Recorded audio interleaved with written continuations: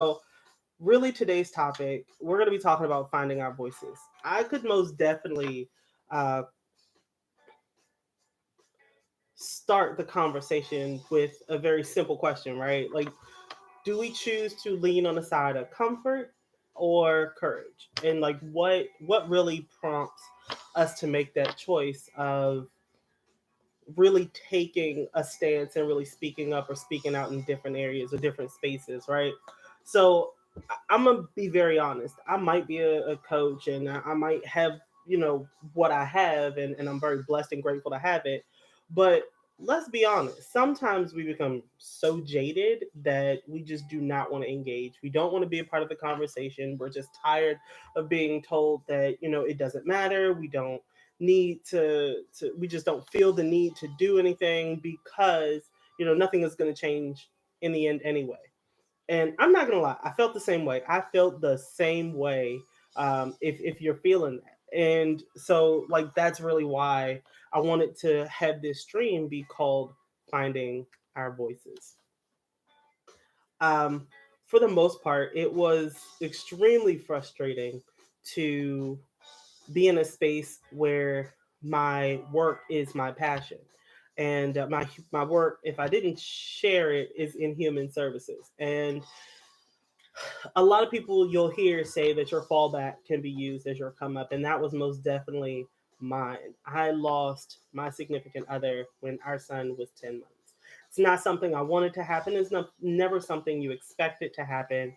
Um, and he passed away, and it was absolutely devastating. It shook everything around me, shook who I was, who I thought I was, how I was going to go about life.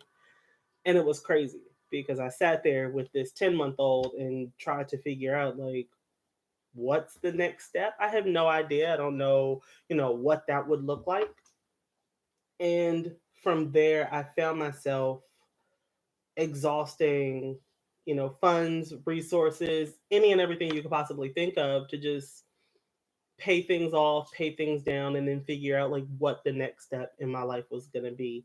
And I honestly and truly, truly, truly do believe that your fallback has to be your come up in some way, shape, or form, right? And with it, um, I ended up in a very unusual space. I ended up on public assistance. I had lost both my jobs. And I have family from both jobs that it was really really interesting, a space to be in, um, and in doing so, they really did rally around me, and my family rallied around me as well, and the friends that I do hold close rallied around me. And in doing it, it wasn't clear. Like it didn't tell me like what I should do next. It didn't provide me the guidance. And oftentimes, like if you set a goal and you're really ready to move, sometimes, well, most of the time, what's blocking us is us. So from that, I ended up on public assistance, like I shared. And from that, I ended up in a program, and I was sitting in this room where you oftentimes, not you, but it is often shared that there's a stereotype of a people who receive public assistance.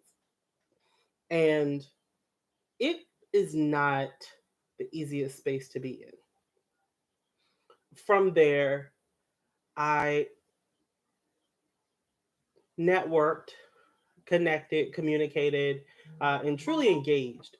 And I ended up getting a job there. I ended up getting a job there, not, and it was so unexpected. And I'm gonna just share with you now. I'm not putting anybody's information out. I'm not. Um, I don't want to put anybody's information out who has not given me consent. But the call that I got, as I was supposed to be starting this program, it it, it had I could not put it into words. And the question was, how would you feel if you had my job? I see you can do my job. And the only thing I had done was, you know, orientation. I hadn't even done anything. I just lost both jobs. I'm sitting there with the baby. I'm trying to figure out what the next steps are. And then this wonderful person is saying, I'm going through a lot. I feel like you could do my job. How would you feel if you had my job? And it started this path of me seeing things differently, because before then I was sitting in these classes and workshops and just run of the mill. I honestly felt myself just going through the routine, and something hit me. There's a lot of people telling me what I need and telling me what I should be doing, and nobody has asked me what I need and what I should be doing.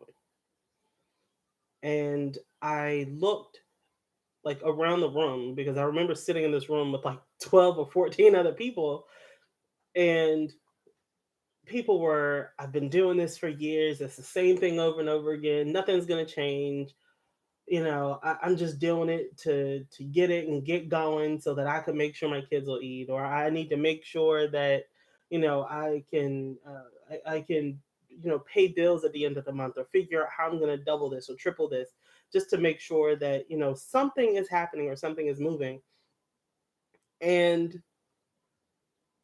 I remember getting a case manager like everybody does, and I could have sat there and was like, I'm not gonna lie. I sat there for like the first couple of days or couple of weeks, and I was like, I am so over this. If everybody else is over it and they're saying that this is what this process is, then what hope do I have that it's gonna be different for me? Sitting with that person as my case manager, she changed my life. I don't know if she knows it. She probably does, but like she honestly changed my view and how I felt about what I was doing, and what I what I really walked away with was, how do I how do I continue to do what she's doing? How do I get and find the opportunity to um just how do you it was such a different it was such a different feeling having someone there who really supported me. Um, there were a number of other people who were a part of the conversation, a part of the growth, a part of just what I needed to figure out to do, that I realized that this one person is not looking at me like I'm a number. She's not looking at me like, your number, whatever it is on my caseload. She didn't do that. And I thank her for it, because I I don't think I ever really had the opportunity to tell her thank you. I think she actually left before I did. Um, but like it was one of those things where she really put it into perspective for me, right? So she every week I would come in there and she would tell me, she was like, Ms. Wade, you're not going to come in here and tell me you couldn't achieve this. I know you're not going to come in here and tell me that you couldn't get this done. And I know you wrote notes. I know you took notes. I know you did this. I know you did that. And I am sitting here like, yeah, I could do it. Yeah, I can do it. I can do it. I can do it. And over time, I realized that, it wasn't her making me uncomfortable on purpose. It was her telling me that I had a purpose. It was her telling me that, um, at some point in time, you don't need me here as your case manager, right? Um, it was baffling. It was absolutely baffling. And then, from there, it was like having people on staff, like a job developer who isn't really looking at your resume to say, just apply for these jobs. You have people there who are truly trying to support you. They're trying to help you grow. They're trying to make sure that you have what you need to be successful. um, it all played a really, really, really important role. um, I started realizing in that space that I wanted more. I didn't just want to work in a space where I was able to touch the customers. I want to be able to create a change, because I saw there was a shift in how customers saw themselves in spaces like that. You get this feeling, and I know I had this feeling that I was defeated. Like, this is the lowest of the low. What could be worse? Um, and I remember starting to have conversations with friends and family and people that I would just meet in passing and have conversations with. And now you don't share the story, you don't share your whole life story. Um, but it was interesting to constantly hear the trend of, you talk like you understand, you talk like you know what's happening, what's going on. And I do. It's not an easy space to be in. And while I wasn't there for long, I was there long enough to understand why I was there. Um, I ended up moving, changing positions, and it was harder.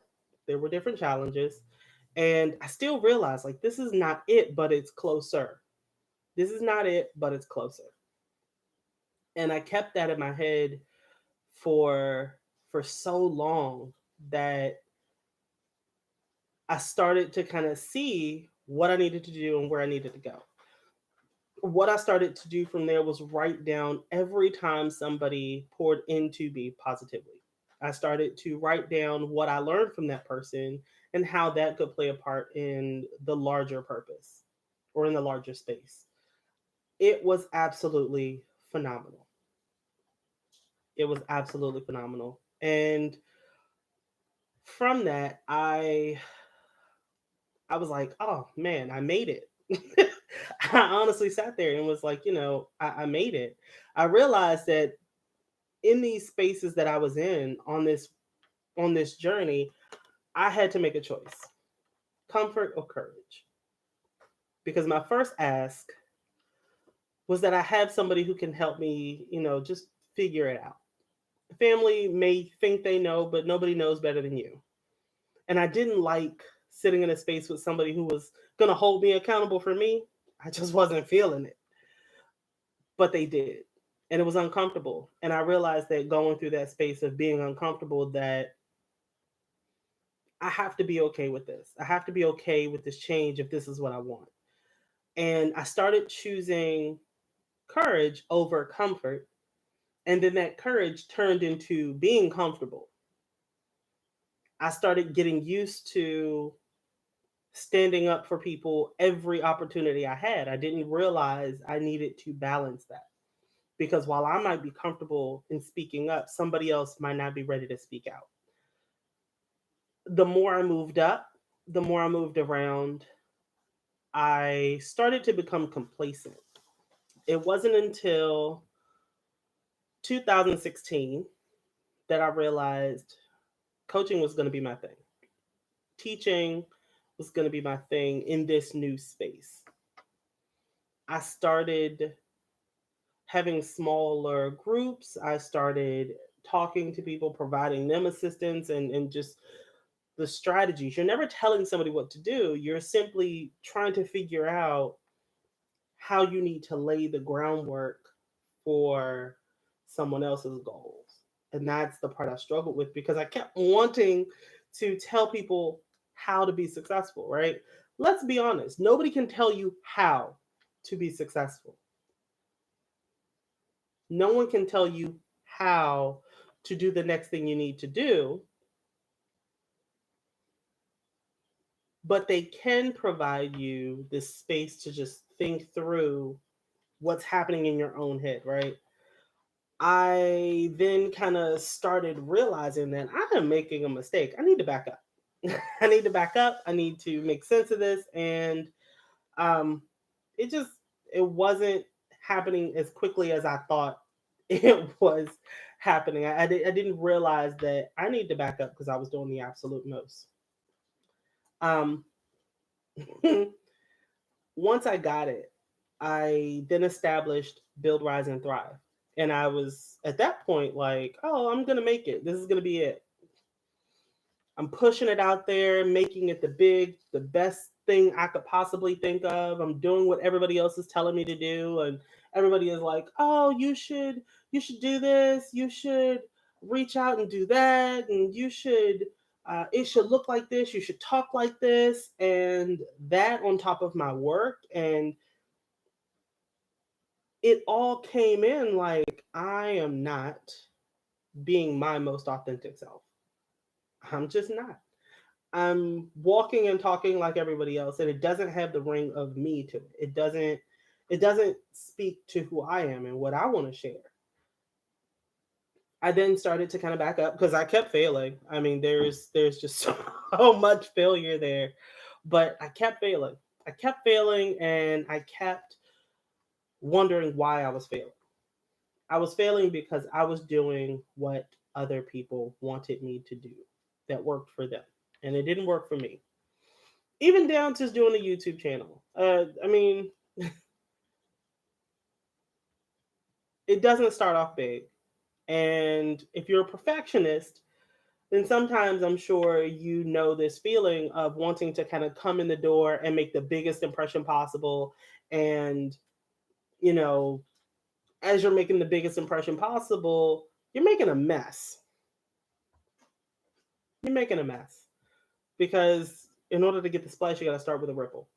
And I realized, I needed to back up. I see a question. How does it feel to be different from the others?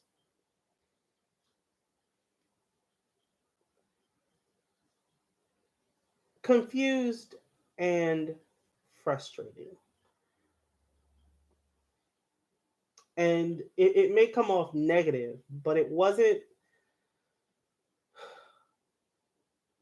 I was confused because you see a lot of people doing the same thing, and you see the other end of it without seeing the work that's being put into it. So I was confused about how do I find myself in a world or in a space that's already established. What does that even mean for me? And what am I supposed to do in this space? And I think that's really why this space I wanted to call finding our voice, because sometimes we get lost among other people wanting to talk, or we feel like everybody's already said all the good things, there's nothing left to say, or I just be repeating what everybody else is saying. But what you learn over time is that sometimes it's not what's coming out of your mouth, it's your tone and intent that really drive home, what it is, and why it's important in your own mind, and in your own goals and your own visions. And how it felt as long as around being frustrated, it's what the heck do you do next? How do you differentiate yourself from everybody else? Because you're in your head and you're like, well, there's a whole group of people doing this, and you know I want to do something different, something similar but different, and you're caught oftentimes trying to figure out which one makes the most sense.